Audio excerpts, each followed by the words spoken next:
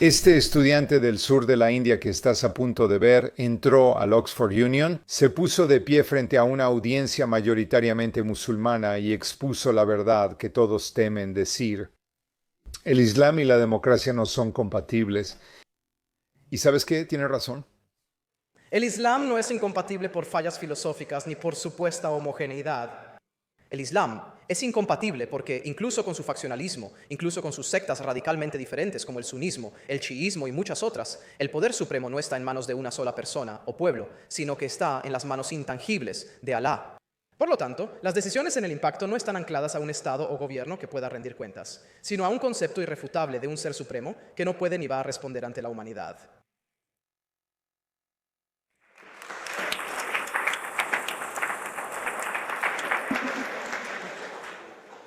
Eso tomó un rato, ¿verdad?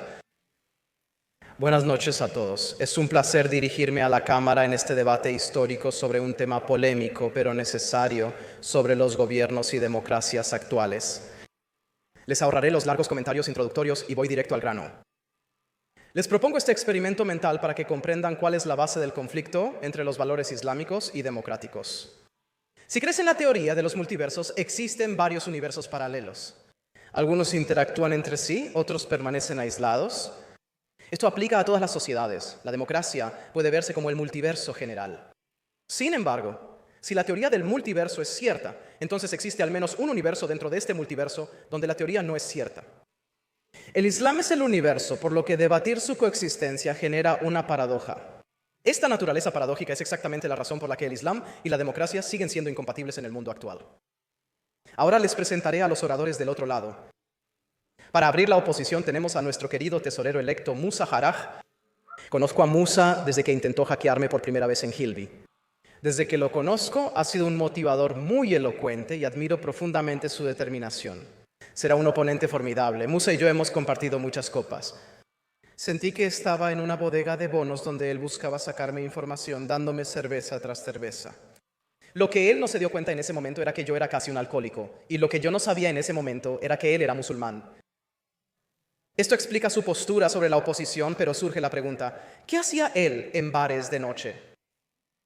Presentamos al ministro serbio Osami Sukolic, líder del Partido de Justicia y Reconciliación, destacado en Sanjak y entre musulmanes bosnios. Sé, Osami, que antes administrabas la tienda de alimentos orgánicos Biosan. Eso está muy bien, pero solo por esta noche creo que es momento de que dejes a un lado las judías verdes y te concentres en algo más serio. Luego está el doctor Masli Malik, exministro de Educación de Malasia. Como orgulloso singapurense, debo decir que aunque respeto enormemente su sistema educativo, el nuestro iguala al suyo en prácticamente todos los aspectos posibles. Veo que terminó su doctorado en Durham. Me alegra que al fin haya ido a Oxford, aunque solo una vez. Como presidente del Instituto Internacional de Estudios Islámicos Avanzados, espero escuchar sus opiniones en este debate. Y por último, pero no menos importante, tenemos a Majid Nawaz. Como fundador y presidente de Kiliam y crítico del islamismo, a veces me pregunto ¿por qué estás en ese lado del debate? Espero que lo que digas hoy no te haga regresar a prisión en Egipto. Tus experiencias con organizaciones extremistas y prisiones en Inglaterra, Egipto y otros lugares seguramente fueron clave para tu visión de un proyecto teopolítico totalitario global. No puedo esperar para escuchar tus ideas, tus oradores, Ibrahim. Ahora, para profundizar en la moción en sí, esta Cámara cree que el Islam es incompatible con la democracia. Es una moción sencilla con varias formas de tratarla. Exploraré esto hoy desde la perspectiva del uso del Islam en la política de poder moderna. No profundizaré en la teología islámica, ya que 9 minutos no bastan para abordar su filosofía. Abordaré conceptos sobre la legitimidad del Islam en gobiernos mundiales, su uso como vínculo de deuda para partidos políticos, especialmente en Europa e India, y las justificaciones que da para acciones y principios antidemocráticos en varios países.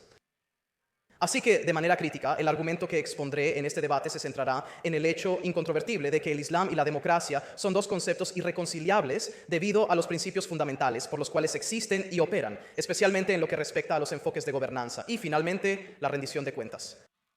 El argumento central es que el Islam y la democracia son incompatibles en cuanto a la autoridad. En un sistema democrático, la autoridad para llevar a cabo acciones recae en un órgano colectivo de toma de decisiones. Una camarilla de representantes, sea el Senado de Estados Unidos, la Cámara de los Comunes británica o la Lok Sabha india, da igual. En estos órganos, los temas pueden volver a opiniones individuales, principios del partido o actitudes sociales del clima sociopolítico.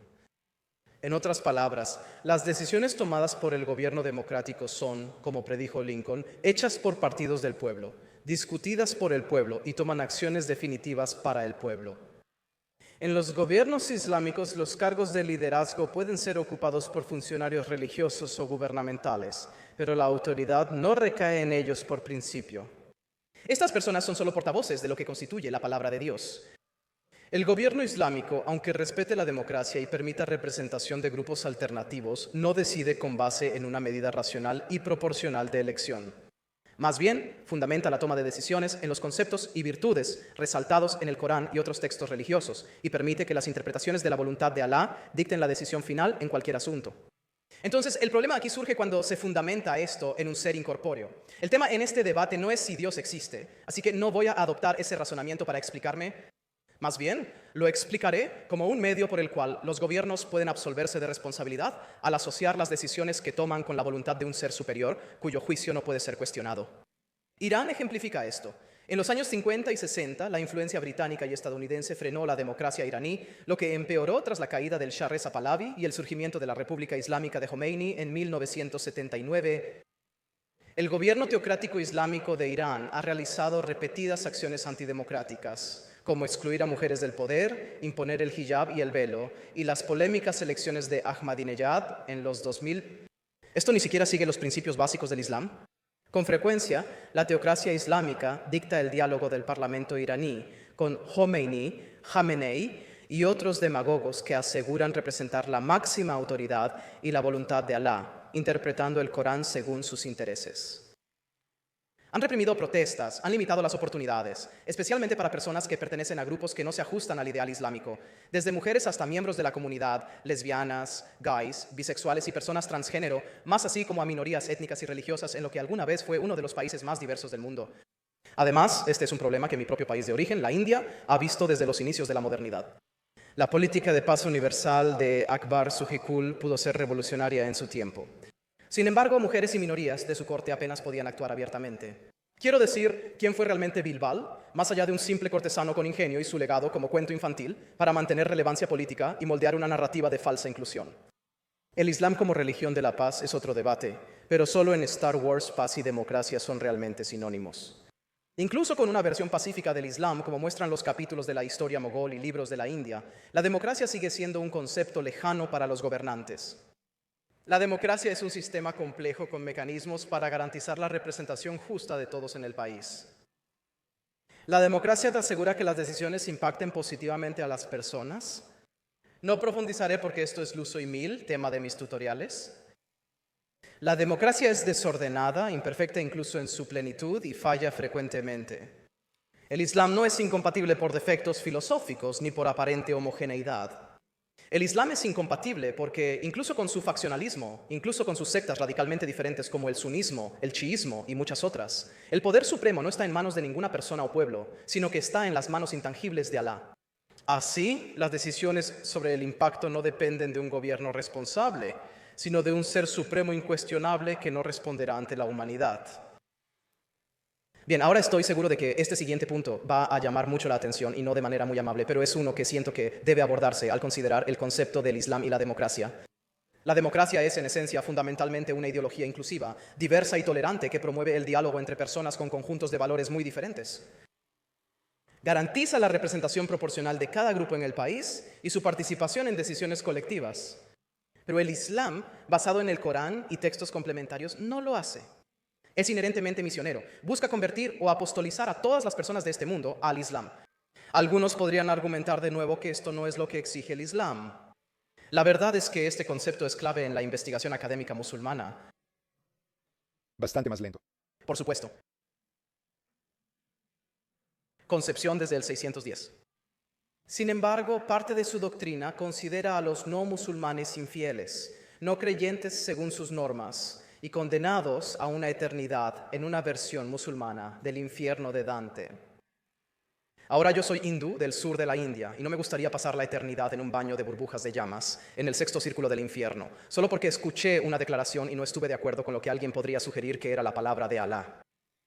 Algunos quizá rechacen mi declaración sobre Jahannam y digan que es directa o sin matices, pero debo decir esto. ¿Por qué alguien debe sufrir eternamente por la cantidad finita de pecados que comete en una vida que es finita? Este argumento ha permeado discusiones desde The Guardian, investigaciones académicas islámicas, hasta incluso los puntos de discusión del gobierno indio, pero todos apuntan en una sola dirección. El Islam es inherentemente excluyente. Los principios fundamentales del Islam sirven para excluir a quienes no se ajustan a su marco religioso y a veces incluso marginan a quienes pertenecen a grupos de segunda clase dentro de los países. Así resulta incompatible con cualquier modelo occidental de gobierno o autoridad. La inclusión del Islam en un modelo de libertad humana impide la coexistencia de una democracia pluralista y justa, aborde o no políticamente. También tenía algo que decir sobre los populistas, pero creo que lo evitaré por ahora, dado que se nos está acabando el tiempo. Pero consideren esta declaración. No digo que solo el Islam enfrente al populismo, demagogos y extremistas que lo usan para sus fines, pero la relación entre religión y gobierno es muy vulnerable a esto. Los caprichos de los populistas, impulsados por el poder que usan estas narrativas para propagar el miedo y la historia de que las autoridades divinas que dicen representar buscarán el poder para sus propios intereses en lugar de para la población colectiva que exige la democracia. La democracia moderna y federalista, como dijeron Hamilton y Schotter Roth, requiere voces disidentes para funcionar plenamente. Permítanme concluir, no tardaré más de 10 segundos.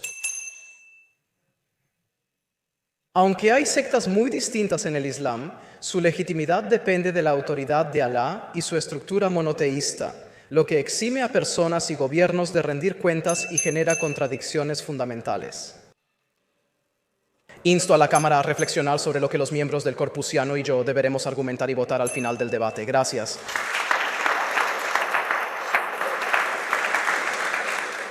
Solo diría que lo primero que aprendí de este tipo es que si vas a hacer un argumento, vale la pena decir menos y hablar despacio. Es muy difícil para la gente escuchar lo que estás diciendo y no puedes tener mucha influencia de esa manera. Pero su punto principal era que el Islam y la democracia no son compatibles. Quien tenga los ojos abiertos lo ve claro. Hay una razón por la que tienen tribunales de la Sharia establecidos en sociedades occidentales donde se los permiten, lo cual es muy problemático. Porque no quieren acatar la democracia y quieren acatar la ley de la Sharia. Y la ley de la Sharia es una ley que contradice y no está de acuerdo con muchos de los valores occidentales. Así que simplemente no es compatible.